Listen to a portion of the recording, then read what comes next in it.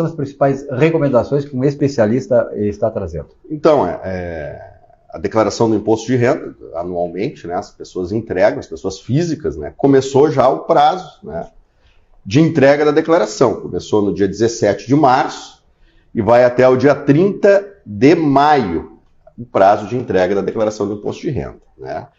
Eu sugiro, né, que os contribuintes, né, que os empresários que precisam entregar a declaração o façam a partir do dia 1º de abril. Por quê? Porque a Receita Federal, ela divulgou que a declaração pré-preenchida, o aplicativo, né, da declaração pré-preenchida começa a funcionar a partir do dia 1º de abril. E na declaração pré-preenchida, então, reduz drasticamente a possibilidade da declaração cair na malha fina. Não é? Mas quem quiser entregar antes, né, o prazo de entrega já começou, né? Corre o risco, né? É que quem entrega antes, em tese, entra antes na fila da restituição, né? Então recebe antes o valor da restituição. Tem uma vantagem, mas um risco, né? Então, para quem for entregar antes do dia 1º de abril ou não utilizar a declaração pré-preenchida, eu sugiro criar a conta GovBR, quem porventura não tenha, né?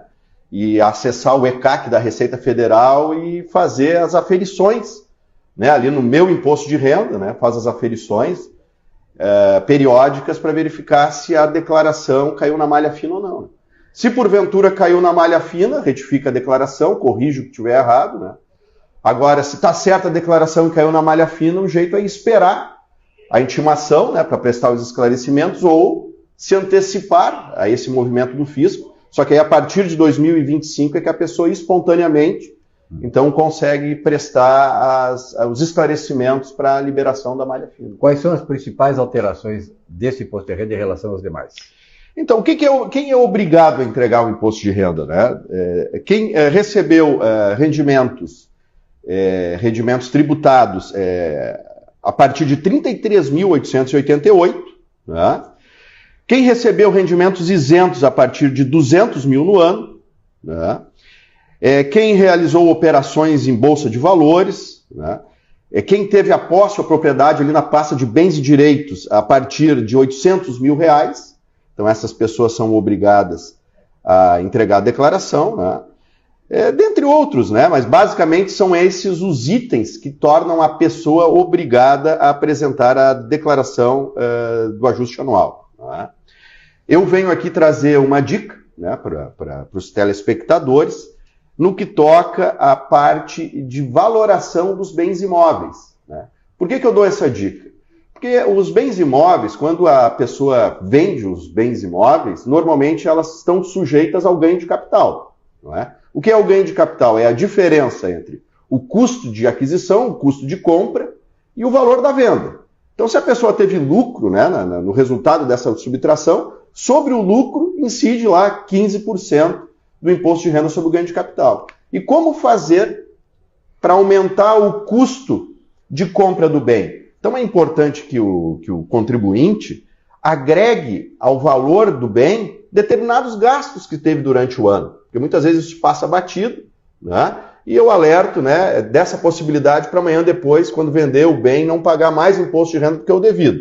Então, se a pessoa, durante o ano, gastou com imóvel, gastos com construção, ampliação e reforma, né, esses gastos aí é bom planilhar, né, ter os documentos, e agregar no valor do custo de aquisição, lá na pasta de bens e direitos. Também gastos com pequenas obras, como pintura, reparos de azulejo, encanamentos, pisos, paredes, não é? Eventualmente gastos com demolições, não é? Se porventura a pessoa comprou o bem, né, e pagou o imposto de transmissão, esse imposto de transmissão, o ITBI, também é possível agregar no custo de aquisição, não é? Se a pessoa financiou o imóvel, todos dentro do valor da parcela do financiamento tem os juros embutidos, né? Então soma os juros e os encargos, né, embutidos no valor da prestação, também acrescenta no valor do custo de aquisição, né? E os gastos com escritura pública, enfim, esses gastos acessórios para que a pessoa detenha a propriedade plena do bem também pode ser agregado ao custo de aquisição, né? Então isso é uma medida importante para quando for vender o bem pagar menos imposto de renda sobre o ganho de capital. Ô, Giovanni, foi uma grande aula, né? Tenho certeza que você, telespectador, que está inclusive interessado nisso aí, certamente teve esse esclarecimento necessário e fundamental para fazer uma boa declaração e não se incomodar lá adiante. Eu acho importante esses prazos aí foram destacados pelo Giovanni D'Agostin, porque ele é um especialista, sabe das coisas e sabe, de repente, muitas coisas que podem ajudar você não cair em armadilhas que muitas vezes até estão escondidas nessas questões. Obrigado, Giovanni. Até a próxima. Obrigado. E ao longo aí desses programas, né, até a data de entrega, eu venho aqui pincelar algumas curiosidades sobre o imposto de renda que pode ser útil para o telespectador. Um grande abraço, obrigado. Um grande abraço.